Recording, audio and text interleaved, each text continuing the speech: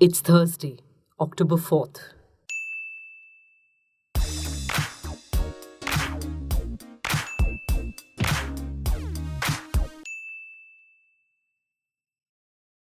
As Russian President Vladimir Putin lands in India for a 2-day bilateral visit, the question topmost on minds is whether New Delhi and Moscow will sign the deal for the purchase of the S-400 air defense system, caught as the deal is in the crosshairs of American sanctions on Russia.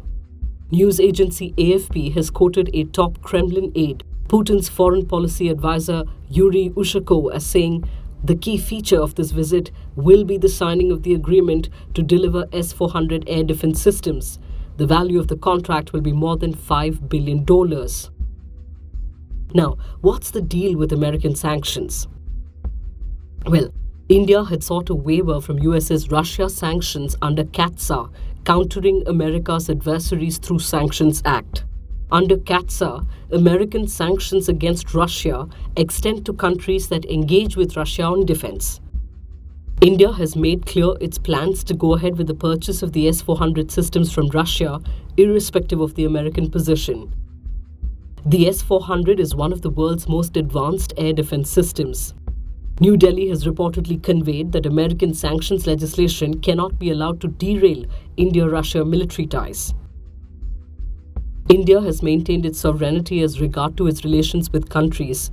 We shall maintain it in all earnestness, Defence Minister Nirmala Sitharaman told news agency PTI recently. Now, last month, the US sanctioned China's military for the purchase of Sukhoi combat aircraft and the S-400 surface-to-air missile system. It is the first time that the Trump administration has imposed sanctions on a third country under CAATSA that is designed to punish Russia. Now, the sections of CAATSA that will be invoked against any entity that engages with Russia on defense or intelligence sectors, in effect, shuts the entity out of US financial systems. Writing for the Carnegie Endowment for International Peace in an article entitled "How Can India-US Relations Survive the S-400 Deal?" Ashley Tellis describes the impending purchase of the S-400 as the thorniest issue bedeviling India-US strategic ties. Tellis lists 3 ways in which India can avoid American sanctions for the deal. 1. To scuttle the S-400 deal for other alternatives. Because, he argues, after all, Moscow promised New Delhi that it would not transfer advanced conventional weapons to China that were on par with or superior to those sold to India.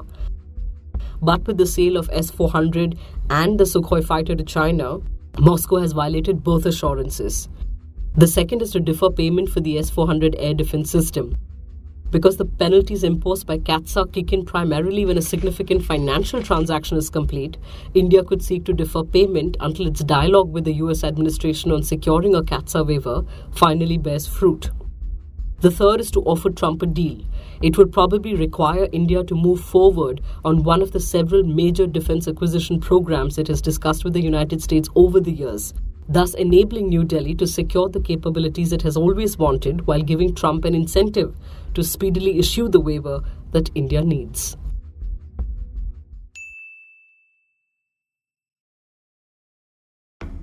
Municipal polls will be held for the first time in Jammu and Kashmir since 2005. Panchayat polls for the first time since 2011. Elections to these local bodies, whose functioning is vital to everyday life though, has been marred by the boycott call by mainstream Kashmir parties like the PDP and the National Conference. Figures reportedly released by the Chief Electoral Officer show there is either no candidate or candidate elected unopposed, which means only one candidate, in nearly 60% of the seats. Rising Kashmir reports that at least 215 candidates have been elected uncontested in the urban local body polls. An unidentified official has been quoted as saying there are 624 wards in Kashmir and over 150 didn't witness any candidate. In the Kashmir Valley, the BJP claimed to have won in at least 60 wards unopposed in the 3 phases and expects to cross 70 wards when the 4th phase details are announced.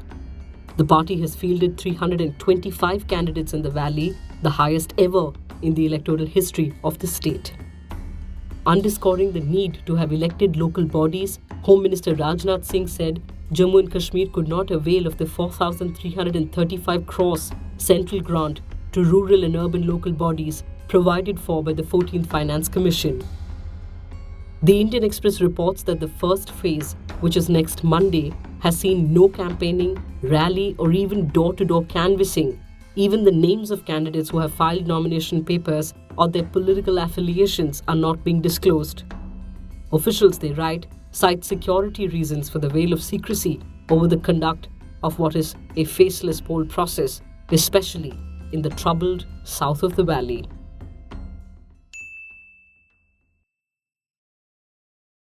Two more lions died in Gujarat's Gir forest on Tuesday, taking the total number of deaths since last month to 23.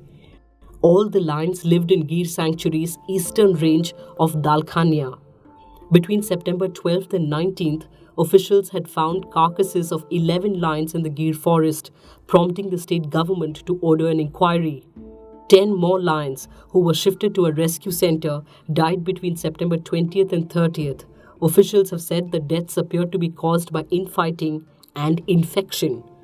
As per a 2015 census, Gir is home to 523 lions, including 109 male, 201 female, 73 sub-adults, and 140 cubs. Asiatic lions were once widespread, their habitat extending all the way from Greece, parts of North Africa, Arabia, West Asia, to the edge of the Bengal region. They diverged from their African cousins about 10,000 years ago. Talking of lion conservation efforts in India, the story goes that a little over 100 years ago, records say there were just 12 Asiatic lions left in the world, all of them within the territory of the Nawab of Junagadh. The lions were frequently hunted as sport for centuries by ancient emperors, the Mughals, and European colonists. It was during one such shikar in 1890 that the Nawab of Junagadh, Muhammad Rasul Khanji II, realized that he could hardly find any lions for his guest, the Duke of Clarence. It might not have occurred to him immediately then, but the British realized the Asiatic lion had been wiped out pretty much everywhere in the world. In 1902, when Lord Curzon was invited by the Nawab again, the Viceroy declined and instead requested the Nawab to save the Asiatic lion from extinction. Nawab Rasul Khanji II decided to declare the Gir forest a protected area. His son and successor Muhammad Mahabat Khanji III adored animals and banned all kinds of shooting in Gir. It was only in 1965 that a sanctuary for the Asiatic lion was formally established in Gujarat.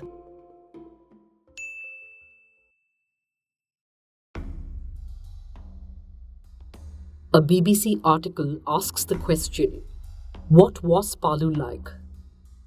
A coastal Indonesian city of population 3.5 lakh, Palu has been flattened by a tsunami that came after a 7.5 magnitude quake struck just off Indonesia's central island of Sulawesi. 1,407 people were confirmed dead as of Wednesday. The number jumped from just above 800 on Tuesday and may continue to rise as several bodies remain stuck under miles of debris. Among the people confirmed dead are 34 Indonesian students whose bodies were recovered from a church that collapsed after a mudslide. Dozens more are still missing at the site. The ground continues to be highly unstable and constantly moving, making the search dangerous amid the risk of mudslides. Survivors crowded in relief camps with nothing left but the clothes on their back, having no access to electricity or running water. On Wednesday, Sulawesi was also hit by a volcanic eruption. Mount Soputan, 600 kilometers northeast of Palu, spewed ash 4,000 meters into the air, but no deaths have been reported so far due to it. And finally, that's Brazil's Maya Gabeira, the world record holder for the biggest wave ever to have been surfed by a woman. She's also the reason a biggest wave surfed category as much as exists for women. Until now, both the World Surf League and the Guinness World Record awarded a single biggest wave surfing prize to a man. A public petition and endless frustration later, Maya has finally carved out a category 5 years back, when she faced the monstrous waves at Nazaré, Portugal, she almost died. This year, though, it was Veni Vidi Vici for Brazil's surfer queen. You surf through Thursday too. We'll see you tomorrow.